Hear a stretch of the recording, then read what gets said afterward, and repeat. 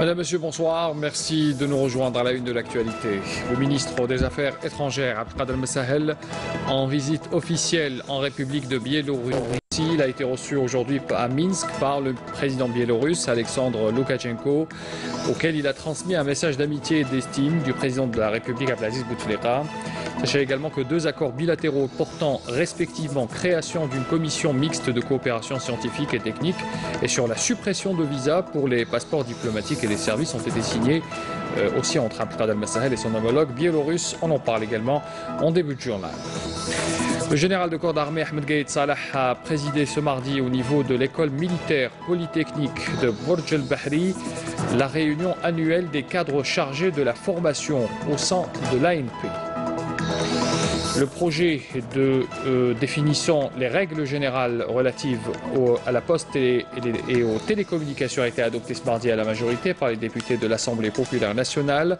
Le texte de loi fixe des conditions à même de développer et fournir les services de poste et de télécommunications de qualité, je cite. Puis la deuxième étape de la 23e opération de relogement débutera demain à Alger et concernera 2000 familles occupant des logements précaires. On en parle également ce soir. Et puis la grève à laquelle ont appelé 5 syndicats du secteur de l'éducation pour mardi à mercredi a connu un suivi mitigé au niveau national. Un débrayage qui irrite les parents d'élèves. Ces derniers dénoncent la prise d'otages dont sont victimes leurs enfants à travers cette grève. On en parle également dans ce 19h. Voilà pour l'essentiel de l'actualité. On commence d'abord bien sûr avec cette visite du ministre des Affaires étrangères Abdelkader Messahel, cette visite officielle en République de Biélorussie. Il a été reçu aujourd'hui à Minsk par le président biélorusse Alexandre Loukachenko, auquel il a transmis un message d'amitié et d'estime au président de la République Abdelaziz Bouteflika. Tout en se référant au souvenir de ces deux rencontres avec le président Abdelaziz Bouteflika en 2000 et en 2006, Loukachenko avait exprimé sa satisfaction quant à la qualité des relations d'amitié et de coopération qui lient l'Algérie à la Biélorussie. Il a ajouté que cette visite, la première effectuée par un ministre algérien des Affaires étrangères, devra poser des jalons d'une coopération plus accrue entre les deux pays dans divers domaines. Le président biélorusse a chargé également Messahel de transmettre ses sentiments d'amitié et d'estime au président Bouteflika. L'audience s'est déroulée en présence du ministre des Affaires étrangères biélorusse, Vladimir Makey. Toujours à Minsk, le ministre des Affaires étrangères Abdelkader Messahel a été également reçu à Minsk donc par le président du Conseil de la République de l'Assemblée nationale biélorusse, Mikhail Misnilokovitch. Dans le cadre de sa visite officielle qu'il effectue donc dans ce pays, l'entretien a porté essentiellement sur les voies et moyens les meilleurs à même de développer la coopération entre les deux pays, notamment dans le volet parlementaire.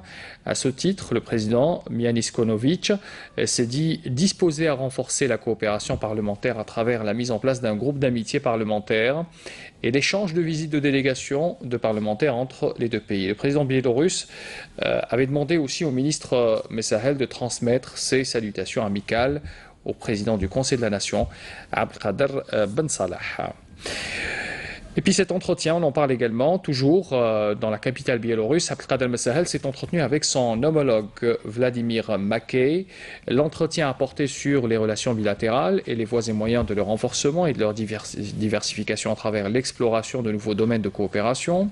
Messahel et Makey ont également procédé à un échange de vues sur les questions régionales et internationales d'intérêt commun sur lesquelles ils ont échangé leur analyse respective. La question de la lutte contre le terrorisme a également été abordée et à cet égard, Makey a exprimé le souhait de son pays de bénéficier de l'expérience algérienne en la matière. Et puis au terme de ces entretiens, vous l'avez vu dans ces images, les deux ministres avaient signé ces deux accords bilatéraux portant respectivement sur la création d'une commission mixte de coopération scientifique et technique et sur la suppression de visas pour les passeports diplomatiques et de services. Ces deux accords contribueront à faciliter les échanges bilatéraux. Je vous invite à écouter la déclaration du chef de la diplomatie algérienne.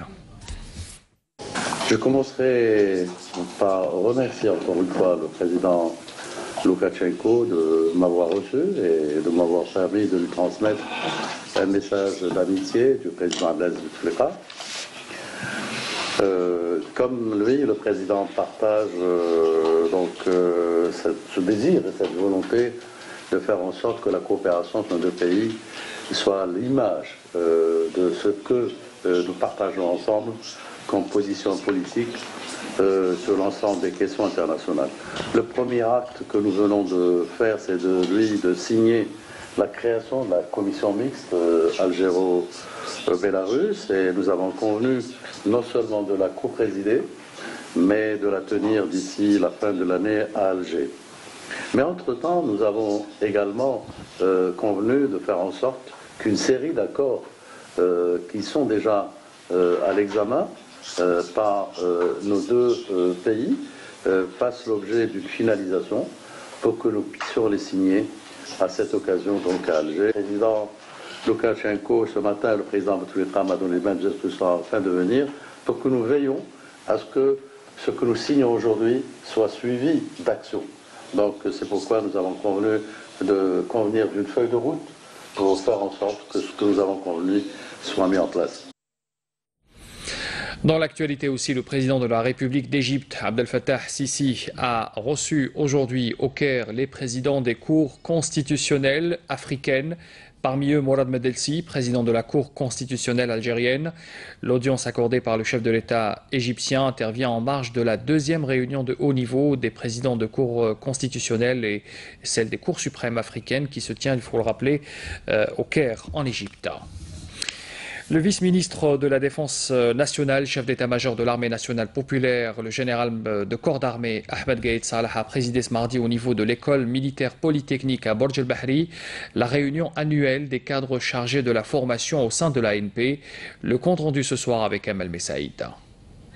Après avoir baptisé l'école militaire polytechnique au nom du shahid Abdelrahman Taleb, en présence de la famille du martyr, auquel un hommage a été rendu à l'occasion, le général de corps d'armée Ahmed Gaïd Salah a présidé la réunion des cadres de système de formation de l'armée nationale populaire. Lors de son allocution d'ouverture, le général de corps d'armée a mis l'accent sur l'importance de cette réunion annuelle d'évaluation qui coïncide avec la célébration par le peuple algérien de l'un des plus chers souvenirs de sa glorieuse mémoire nationale, la journée du Shahid, saluant le message de son Excellence, le président de la République, chef suprême des forces armées, ministre de la Défense nationale, en cette honorable occasion commémorative. Nous rendons grâce et remercions infiniment Allah, le Tout-Puissant, de la sécurité qui règne dans notre pays. Une sécurité marquant chaque parcelle de l'Algérie, fruit de la sagesse de son Excellence. Le président de la République, de sa vision clairvoyante et de sa raison avisée, manifestée par son initiative historique, adoptée et saluée par l'ensemble du peuple algérien, faisant dans la réconciliation nationale au sein de notre pays une pierre angulaire sur laquelle l'armée nationale populaire a su bâtir ce pilier de sécurité, de fondement solide et profond, et qui œuvre et continuera à travailler sans se lasser grâce à Allah le Tout-Puissant, jour et nuit, avec grand sens de responsabilité et de professionnalisme pour perpétuer ce climat de sérénité et de quiétude dont jouissent aujourd'hui nos concitoyens à travers l'ensemble du territoire national. Le général de corps d'armée a rappelé les efforts consentis dans le développement du système de formation dans l'armée nationale populaire et l'importance extrême accordée par le haut commandement pour qu'une élite d'encadreurs, d'instructeurs et de gestionnaires de compétences supérieures se charge de veiller à une formation fructueuse et prometteuse. Ceci est une autre occasion que je saisis pour réitérer encore le degré d'importance que j'accorde en permanence à la composante humaine, car pour construire une élite hautement compétente et pleinement consciente de la lourdeur de la future responsabilité qu'elle prendra en charge, il vous revient d'œuvrer à ce que cette réunion annuelle d'évaluation qui rassemble l'ensemble des acteurs de l'enseignement et de la formation de l'armée nationale populaire soit une autre ligne de départ pour atteindre d'autres stations de formation et d'enseignement de niveau supérieur. Le général de corps d'armée a écouté les interventions des stagiaires, des élèves officiers et des cadets qui ont témoigné du haut niveau de la formation dispensée au sein des établissements militaires de formation leader. Le général de corps d'armée a présidé ensuite une deuxième réunion avec les chefs des états-majors des forces, des commandements, des écoles militaires et des chargés de la formation au niveau des commandements des forces, des directions et des services centraux, lors de laquelle il a donné un ensemble de consignes et de directives, les exhortant à concentrer les efforts sur les facteurs permettant la promotion de l'efficacité du système de formation de l'armée nationale populaire. À l'issue, le général de corps d'armée a suivi un exposé global sur le système de formation au sein de l'armée nationale populaire présenté par le chef du bureau d'enseignement militaire ainsi que d'autres exposés donnés par les commandants des établissements de formation et les chargés de la formation au niveau des commandements des forces et des directions des services centraux. En marge de cette réunion, le général de corps d'armée a inauguré quelques structures administratives et pédagogiques à l'école militaire polytechnique, à l'instar de quelques amphithéâtres et laboratoires. Enfin, une photo souvenir a été prise à la fin de la visite. Un communiqué du ministère de la Défense nationale nous apprend ce soir que dans le cadre de la coopération militaire algéro-espagnole et sur invitation du directeur général de la garde civile espagnole, José Manuel Holgado Merino, le général-major Mened Nouba, commandant de la gendarmerie nationale, effectuera à partir d'aujourd'hui donc une visite officielle en Espagne auprès de la garde civile espagnole accompagnée d'une délégation du commandement de la gendarmerie nationale. Cette visite officielle qui s'inscrit, il faut le rappeler, dans le cadre de la coopération bilatérale amorcée entre le commandement de la gendarmerie nationale et la garde civile espagnole permettra de passer en revue l'état de cette coopération et les opportunités de son renforcement et représentera aussi une opportunité pour les responsables des deux institutions de se concerter sur des questions d'intérêt commun, précise encore le communiqué du ministère de la Défense nationale qui nous est parvenu ce soir. Une autre information à retenir également, une bombe de confection artisanale a été détruite ce lundi, plutôt hier donc, à Boumerdès par un détachement de l'armée nationale populaire. C'est ce qu'indique aussi un autre communiqué du ministère de la Défense nationale. Par ailleurs, et dans le cadre de la lutte contre la contrebande et la criminalité organisée, des détachements de l'ANP ont intercepté 4 personnes et saisi 160 comprimés psychotropes et 1780 unités de différentes boissons à Biskra, El Oued également. Et puis dans le même contexte, on apprend aussi qu'un détachement de l'armée nationale populaire et des éléments de la gendarmerie nationale ont arrêté 4 narcotrafiquants et saisi 2 véhicules, 9,5 kg de kiff traités à Sétif. D'autre part, des éléments de la gendarmerie nationale ont intercepté 40 émigrants clandestins. Ils sont de différentes nationalités. Ils ont été appréhendés à Adrar, Tiaret, Ouelgla, également conclu ce soir. Donc un autre communiqué du MDN qui nous est parvenu.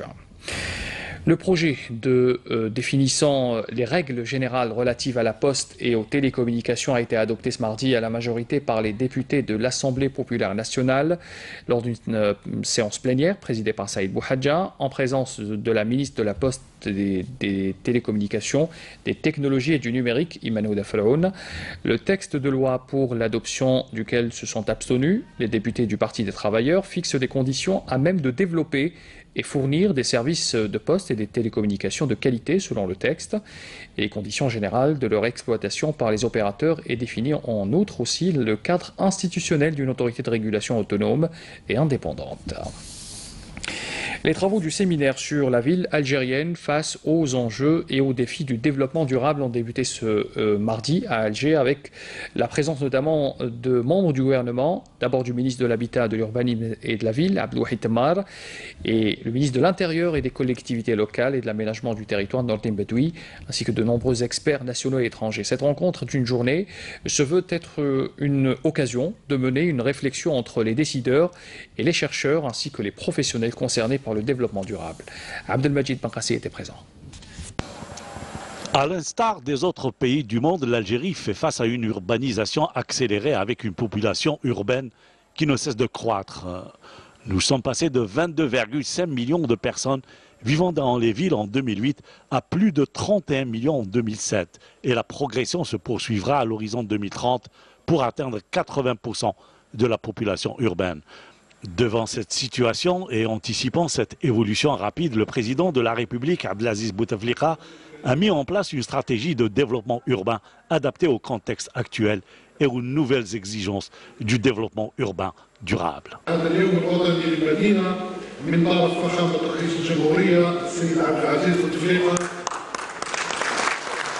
Le haut patronage accordé par le président de la République à cette journée nationale de la ville est une preuve irréfutable de l'intérêt que porte le président Abdelaziz Bouteflika à la ville algérienne en vue de la hisser au niveau des grandes villes modernes. À cette occasion, je tiens à lui adresser mes remerciements pour cet intérêt.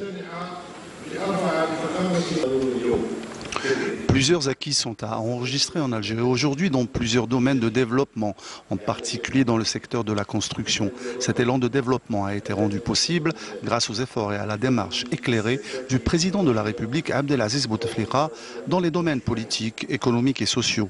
Une démarche qui nous permettra de rejoindre le rang des pays développés et d'assurer le développement durable. Le travail de l'urbaniste et les exigences de la modernité aujourd'hui, c'est de donner de l'âme à nos cités et d'équilibrer en quelque sorte l'urbanité et la ruralité. On dit qu'en 2030, nous serons en 80%. Alors il se posera un problème. Qui c'est qui va nous nourrir s'il n'y a plus personne dans les campagnes, proprement dit? Mais ce qui est plus grave encore, c'est que nous ne prenons pas le temps de vivre. Ce que j'avais dit tout à l'heure, nous sommes pris par le temps. Avec l'explosion démographique et la prolifération des agglomérations, la stratégie devrait changer et aller vers la modernité et vers la recherche du bien-être du citoyen. C'est l'avis même des experts. Évidemment, ça et là, on fait des petites expériences. Mais il n'y a pas une vision d'ensemble. Le gros problème, on parle de développement humain durable. Mais il faut d'abord qu'on s'entende. Qu'est-ce qu'on veut? Qu'est-ce qu'une ville durable? C'est elle qui maîtrise son eau, qui maîtrise son énergie, c'est-à-dire minimiser la consommation d'énergie. Moi, je pense qu'il est grand temps d'en parler parce que c'est un sujet très complexe et qui risque, si on ne le traitait pas de façon efficace durant les années à venir, de compromettre peut-être même le développement social et économique de notre pays, et pas seulement de notre pays, de par le monde. Il y a beaucoup de pays qui connaissent ce phénomène du gigantisme des villes. Telle que la ville nouvelle de Hassim Saoud, c'est comment on le dit, tout simplement, il fera bon d'y vivre. Tout simplement, la ville est dotée de parcs, d'allées piétonnes, d'espaces verts. À ce titre, comme je vous l'avais dit également, nous développons une zone industrielle au sud de la ville. Je profite de cette occasion également donc, pour lancer un appel aux investisseurs. La solution demeure toujours tournée vers la création de nouvelles villes à l'image de Bouinan, Sidi Abdallah, mais aussi dans le sud notamment, la nouvelle ville de Hassim Saoud.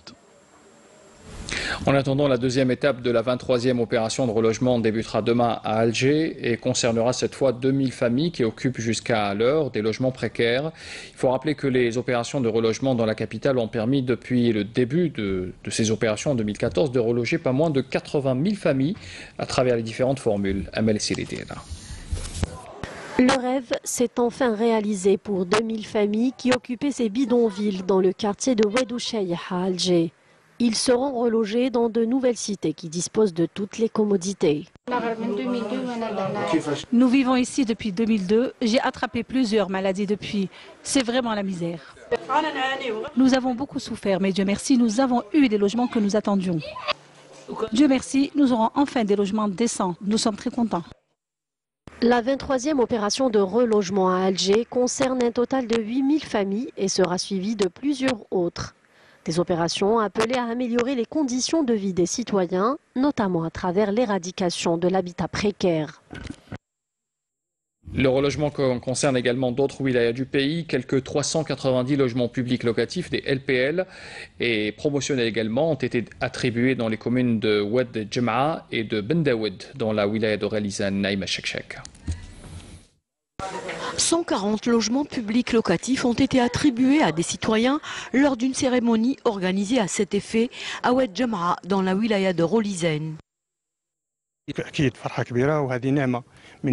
C'est une grande joie, une providence de Dieu. C'est comme si j'étais né aujourd'hui. C'est grâce à Dieu et au président de la République.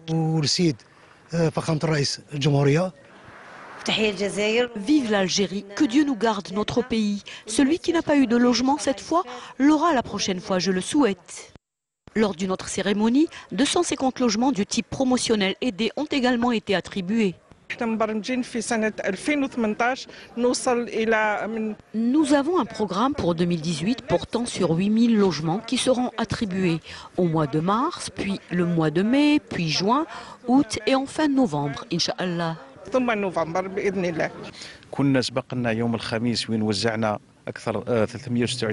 Jeudi dernier, nous avons attribué 326 logements promotionnels aidés. Le samedi, c'était 170 logements publics locatifs. Ce matin, comme vous avez vu, nous avons distribué 140 logements publics locatifs à Oued Jama'a. Et aujourd'hui, dans la commune de Ben Daoud, nous distribuons 250 logements publics locatifs. Selon les responsables concernés, d'autres communes encore connaîtront des attributions de logements courant 2018. Et puis on parle à présent de la grève. Cette grève à laquelle ont appelé 5 syndicats du secteur de l'éducation pour aujourd'hui et demain. Cette grève qui a connu un suivi mitigé au niveau national selon les données fournies par l'agence algérienne de presse. Un débrayage qui irrite les parents d'élèves. Ces derniers dénoncent la prise d'otage dont sont victimes leurs enfants à travers cette grève. Nakhla Lorpi. Si le mouvement de grève décidé pour aujourd'hui et demain par les 5 syndicats autonomes du secteur de l'éducation à l'issue de la rencontre de dimanche dernier avec la ministre de l'Éducation nationale semble cette fois avoir connu un suivi mitigé au niveau des établissements éducatifs des 3 cycles, parents et élèves ont tenu à exprimer leur inquiétude, voire leur ras-le-bol, cette situation mettant à mal leur scolarité. La grève ne nous a pas touchés. Seuls 2 ou 3 enseignants n'ont pas fait cours, contrairement aux autres écoles. Je me demande d'ailleurs comment se dérouleront les examens. Je veux reprendre les cours. Je ne veux pas d'année blanche. Ils nous ont assez malmenés comme ça. Ils ont leurs revendications, mais nous avons aussi les nôtres. À cette allure, on va rater notre bac. Les élèves sont dans la rue, livrés à eux-mêmes. Ce n'est pas une solution. Ils représentent l'avenir du pays. Pour l'amour de Dieu, il faut régler ce problème.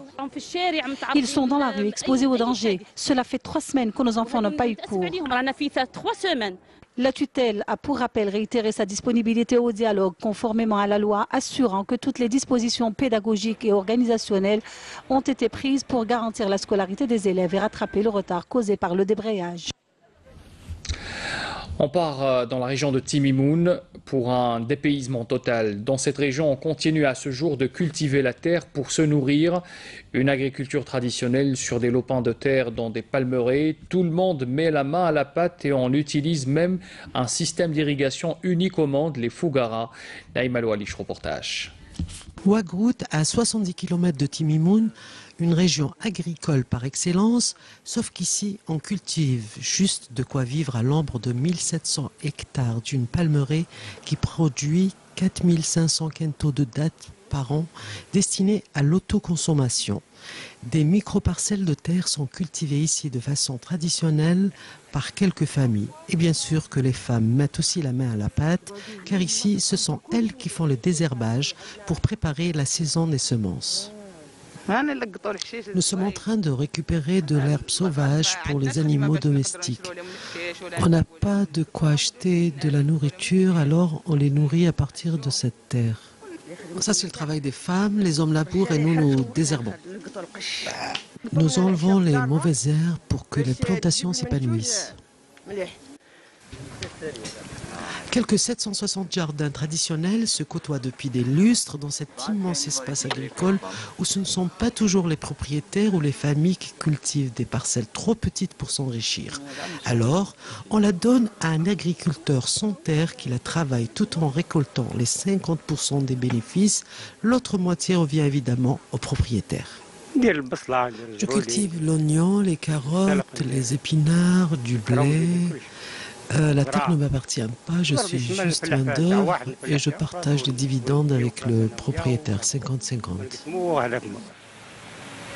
Quand le propriétaire n'a nulle autre ressource, alors c'est lui-même qui cultive sa terre, avec le regret que sa progéniture ne reprenne pas le flambeau, car l'agriculture artisanale est un travail dur et pas très payant. En amont de cette agriculture oasienne, il y a la survivance des Fougara, un système d'irrigation unique par sa rationalité et cohérence. Bien que l'État apporte pour ceux qui ont de grandes parcelles des aides pour les forages, il n'en demeure pas moins que les Fougara, certes menacés, continuent de repousser la sécheresse dans cette région aride.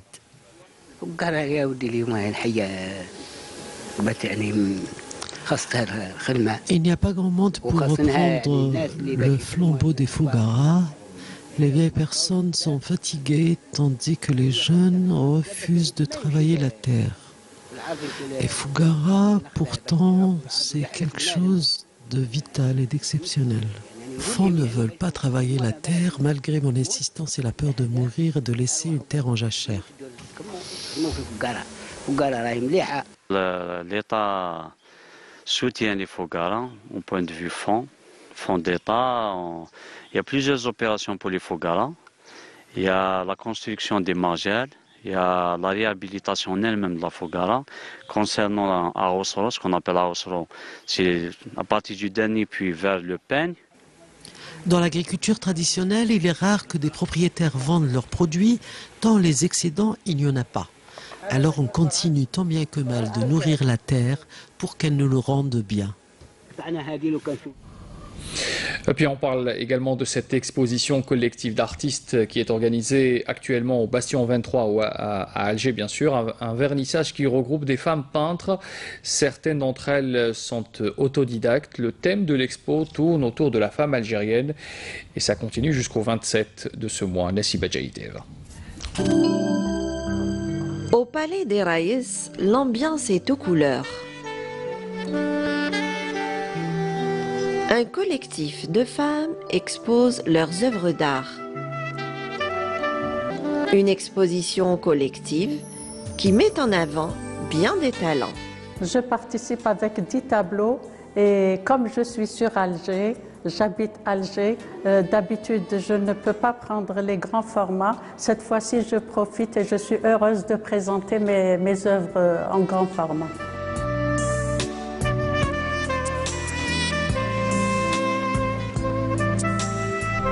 Autodidactes ou diplômés de l'école des beaux-arts, c'est la passion qui les anime et les rassemble. Au gré des inspirations des unes et des autres, chacune de ces exposantes libère ses forces créatives. Donc je suis en train d'exposer pour la première fois ces œuvres-là. J'attends la réaction du public bien sûr et j'ai réalisé en fait 19 à 20 œuvres en 2017-2018, c'est ma nouvelle collection en fait. Je l'ai intitulée La beauté dans le désordre, c'est-à-dire dans la nature, on peut trouver que toute la beauté qui existe tout en étant dans le désordre. Je fais de la peinture à l'huile, je travaille sur toile. Je touche à toutes les techniques pratiquement. J'ai commencé par l'expressionnisme et on se retrouve dans chaque style. Une gestuelle et une symbolique dans un espace plastique aménagé avec en toile de fond bien des émotions. Dans ce lieu d'art et d'histoire. Voilà le rappel des titres avant de clore ce journal. Le ministre des Affaires étrangères Abdelkader Messahel, en visite officielle en République de Biélorussie, a été reçu aujourd'hui par le président biélorusse Alexandre Loukachenko, auquel il a transmis un message d'amitié et d'estime du président de la République Abdelaziz Bouteflika. 2 accords bilatéraux portant respectivement création d'une commission mixte de coopération scientifique et technique et sur la suppression de visas pour les passeports diplomatiques et de services ont été signés entre Abdelkader Messahel et son homologue biélorusse. Le général de corps d'armée Ahmed Gaïd Salah a présidé ce mardi au niveau de l'école militaire polytechnique à Borj el-Bahri la réunion annuelle des cadres chargés de la formation au sein de l'ANP. Le projet de loi définissant les règles générales relatives à la poste et aux télécommunications a été adopté ce mardi à la majorité par les députés de l'Assemblée populaire nationale. Le texte de loi fixe des conditions à même de développer et fournir des services de poste et des télécommunications de qualité, je cite. Et puis la deuxième étape de la 23e opération de relogement débutera demain à Alger et concernera 2000 familles occupant des logements précaires. Nous avons parlé également ce soir de cette grève à laquelle avaient appelé 5 syndicats du secteur de l'éducation pour aujourd'hui et demain. Cette grève qui a connu un suivi mitigé au niveau national, un débrayage qui irrite les parents d'élèves. Ces derniers dénoncent la prise d'otages dont sont victimes leurs enfants à travers cette grève. Nous avons écouté plusieurs témoignages de parents d'élèves dans ce journal. Fin de cette édition. de cette édition. Voilà, donc j'y arrive. Merci de l'avoir suivi. Bien sûr, l'information continue sur le site internet de la télévision algérienne, www.tv.dz. Et puis, retrouvez Canal Algérie également sur les réseaux sociaux, Facebook et YouTube. Très bonne soirée à tous. Demain pour l'info, Fali El Assari à 12h. Je vous donne rendez-vous à 19h. Au revoir.